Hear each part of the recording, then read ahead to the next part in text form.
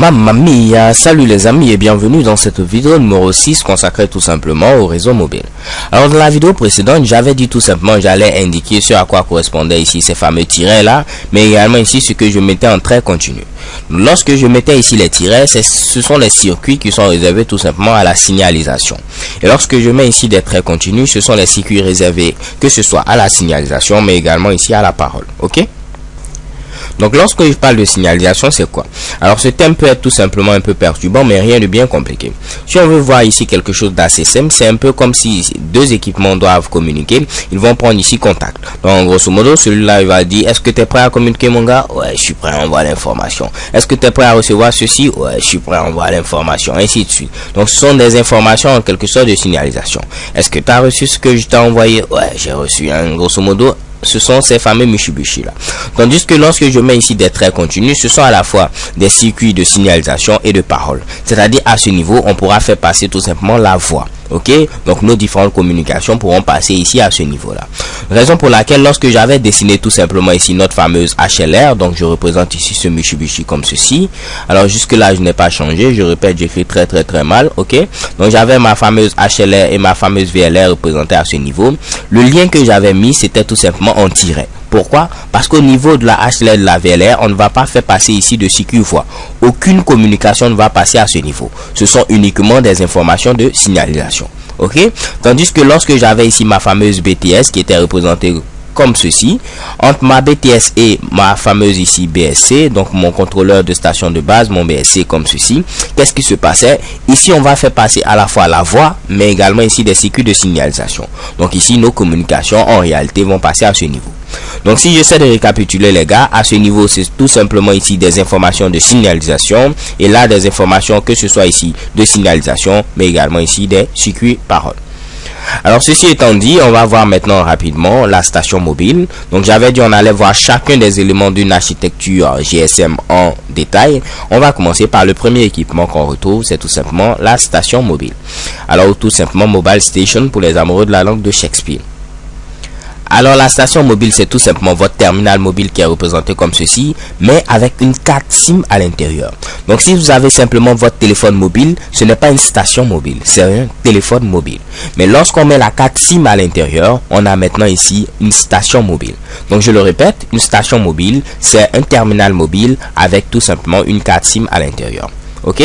Donc terminal mobile, c'est tout simplement téléphone mobile. Alors que signifie SIM? SIM signifie tout simplement Subscriber Identity Mobile. En grosso modo, la carte SIM va vous permettre d'avoir accès aux services de télécom d'un réseau mobile GSM. On retrouve généralement la carte SIM sous deux formats. Généralement au niveau de nos pays, on retrouve ici le format puce. Ok? Donc au niveau de la carte SIM, on va avoir ici l'ensemble des informations qui sont nécessaires au bon fonctionnement du mobile. Au niveau de ces informations, on a l'IMSI, le TMSI, code PIN, clé de chiffrement, clé d'authentification, algorithme de chiffrement et de ça fait vraiment ici peur. Ok, alors ne vous inquiétez pas, on va voir ici chacun de ces éléments en détail avec des schémas à l'appui. Ici j'essaie tout simplement de lister ici quelques petits éléments. Alors IMSI qui signifie International Mobile Station Identity, TMSI qui signifie tout simplement Temporary Mobile Station Identity. Donc l'IMSI c'est tout simplement ici l'identifiant que vous allez avoir au rang international pour votre carte SIM, et le TMSI c'est l'identifiant qu'on va avoir de manière temporaire au niveau ici d'une VLR. Alors comme je le dis, ne vous inquiétez pas, on verra chacun de ces éléments en détail. Alors le code PIN, vous le savez, c'est le code à 4 chiffres que vous devez entrer. Ok, donc si vous faussez ici 3 fois le code PIN, on va vous demander le code PUC. Donc ça c'est un scénario classique que peut-être vous avez déjà rencontré. Alors vu qu'on a dit que la station mobile c'est un terminal mobile avec une carte SIM, on a vu ce à quoi correspond la carte SIM. Voyons maintenant ce à quoi correspond le terminal mobile. Alors il faut savoir que chaque terminal mobile est identifié par ce qu'on appelle ici un IMEI. IMEI qui signifie quoi? IMEI qui signifie International Mobile Equipment Identity. Donc c'est tout simplement l'identifiant de votre équipement au rang international. Et là, cela va permettre à l'opérateur de connaître ici le constructeur de l'équipement. Alors, comme je l'avais dit précédemment, on peut utiliser ici l'IMEI pour pouvoir, en quelque sorte, savoir également où se trouve votre terminal mobile. Donc, à ce niveau, pour avoir l'IMEI au niveau de votre téléphone mobile, vous n'avez qu'à taper étoile, comme ceci. Vous mettez ensuite dièse et vous mettez 06 dièse. Donc, lorsque vous tapez étoile dièse 06 dièse, oups, j'ai du mal à écrire ce 6 là, vous allez avoir ici votre code IMEI. Ok? Alors généralement qu'est-ce qu'on fait? Lorsqu'on achète un nouveau téléphone mobile, on va relever tout simplement ici le code IMEI. Comme ça, si après il y a quelques michi-bichi, vous pouvez aller vous rendre au niveau du siège de l'opérateur, donner votre code email et checker bam, vous aurez ici vraiment de belles solutions si vous avez par exemple égaré votre téléphone ou on vous l'a volé. Ok. Au niveau des terminaux mobiles, autre chose très importante, c'est que nous distinguons plusieurs classes de terminaux suivant leur puissance maximale d'émission. Ok, donc en grosso modo c'est quoi? C'est que si vous avez par exemple votre terminal mobile, il va émettre une certaine puissance. Ok, donc on parle de puissance d'émission. Donc le téléphone va émettre une certaine puissance. Maintenant en fonction ici du terminal que vous avez ici une puissance maximale qui est définie. Par exemple au niveau du GSM 900, nous avons une puissance maximale de 2 watts. Alors qu'au niveau du DCS 1800, nous avons une puissance maximale de 1 watt.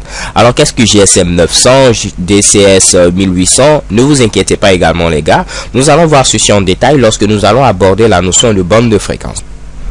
Pour l'instant, sachez tout simplement que chaque terminal mobile a ce qu'on appelle une puissance maximale d'émission.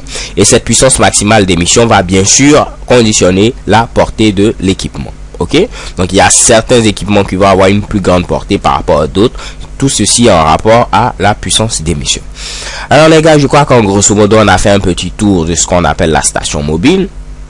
J'espère avoir apporté un grain de sel à votre bagage intellectuel sur la station mobile. Et je vous donne rendez-vous tout simplement à la prochaine vidéo. Nous allons voir maintenant la BTS. So thanks for watching. Don't forget to subscribe and have a nice day. XOXO.